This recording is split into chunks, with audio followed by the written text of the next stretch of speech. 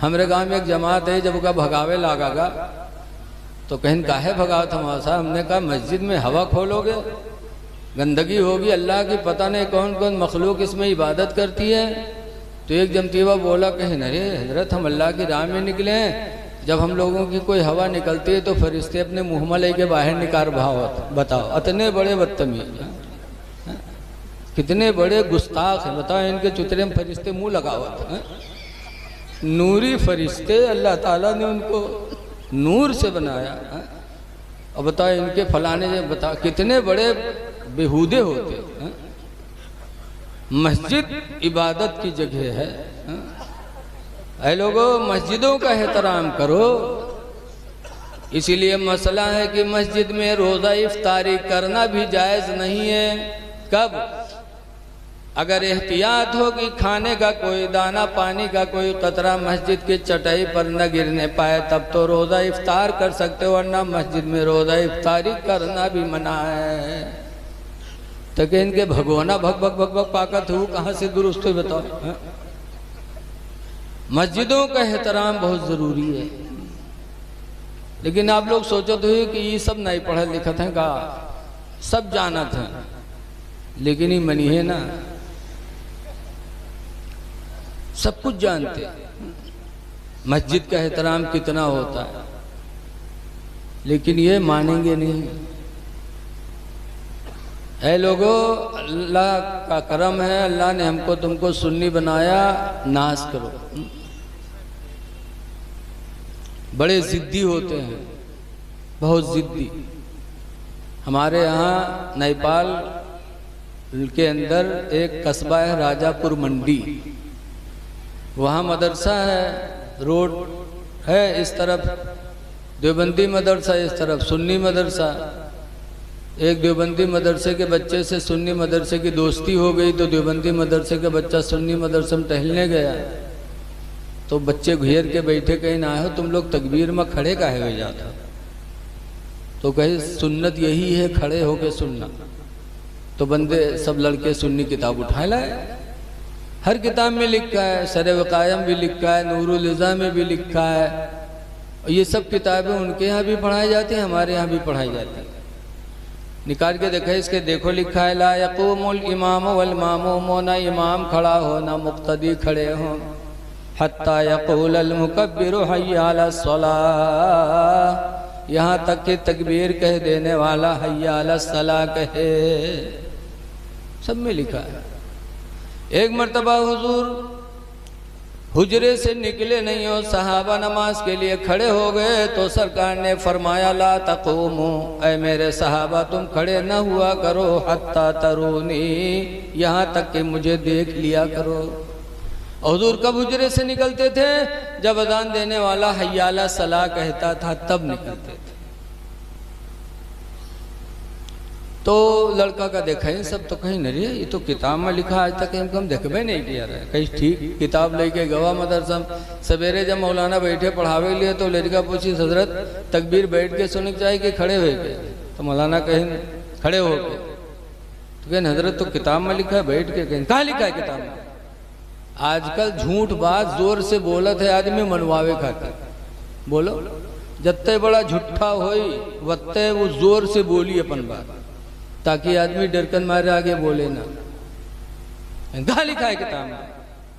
तो देख चुका रहा है, निकाल के रखिस।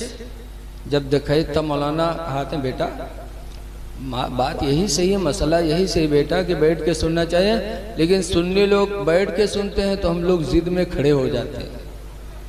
सुन्नी खड़े होके सलाम पढ़ते हैं तो हम लोग बैठे रहते हैं। बेटा जिद की बात है, वरना मसला तो यही सही है। तब लड़के ने कहा, मौलाना किताब बंद किया, कहा जिद की तालीम तुमको मुबारक हो, हमने वतन छोड़ा है तो जिद की तालीम के लिए नहीं, हमने इस्लाम की तालीम के लिए वतन छोड़ा है। हमें इस्लामी तालीम चाहिए। तो ये लोग सब कुछ पढ़ते हैं। ऐसे ही नबी के बारे में कुरान करीम में है, अगनाहुमुल्लाहु व रसूलुहु मिन फदलिही, अल्लाह ने और उसके रसूल ने उनको मालदार बना दिया। अगनाहुमुल्लाह, अल्लाह ने उनको गनी कर दिया सहाबा को, व रसूलहू, और उसके रसूल ने मालदार कर दिया, बेफजलिही, अपने फजल से। इसीलिए हजरत अली शेर खुदा से किसी ने पूछा था कि अली ये बताओ कि तुम्हारे पैगंबर ज़्यादा सखी थे कि हातिम ताई ज़्यादा सखी थे?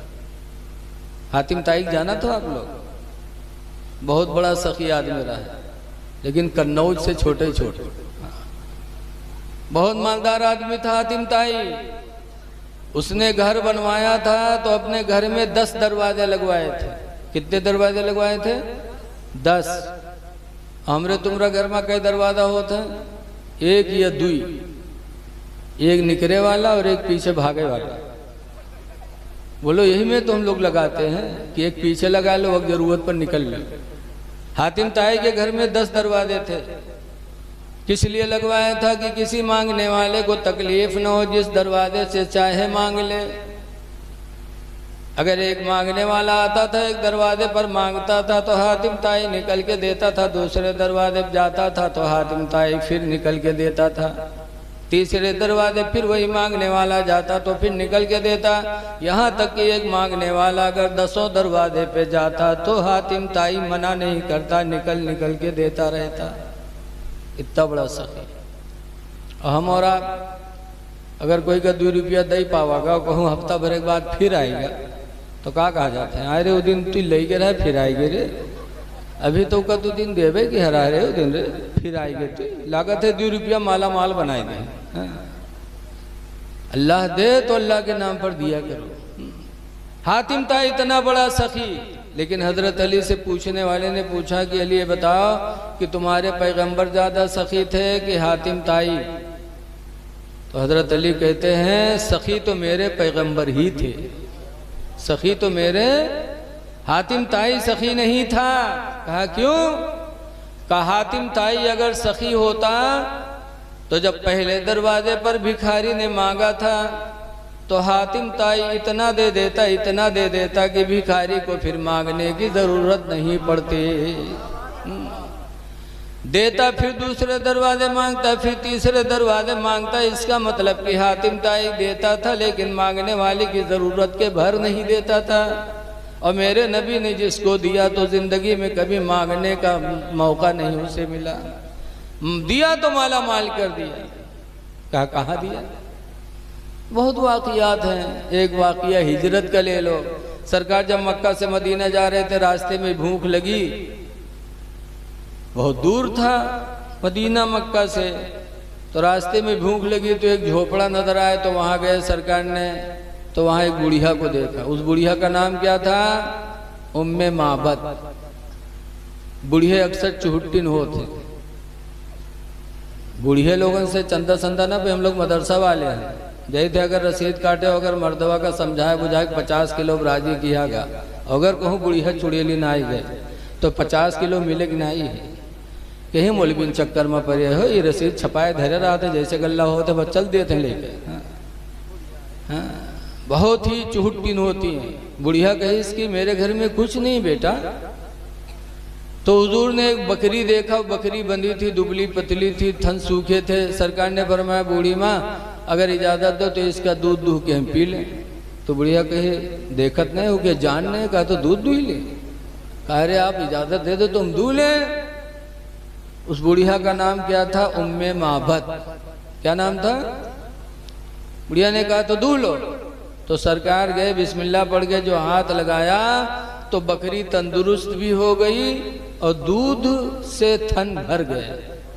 सरकार ने दूहा, दूहने के बाद पहले बुढ़िया को पिला, कहा ले तू पी ले पहले। फिर दूहा, फिर अपने दोस्त अबू बकर को पिलाया, फिर दूहा खुद पिया। फिर फरमाते हैं बूढ़ी माँ तेरे घर में जितने बर्तन हैं सब उठा ला। तो बुढ़िया जितना बर्तन रहा गोना भगोना सब उठाए ले। अल्लाह के रसूल ने दुआ इतना दुआ कि उसके घर के सारे बर्तन दूध से भर गए। सरकार चले गए, बुढ़िया ने दूध बेचा। दूसरे दिन फिर उस बकरी ने उतना ही दूध दिया, घर के सारे बर्तन भर गए।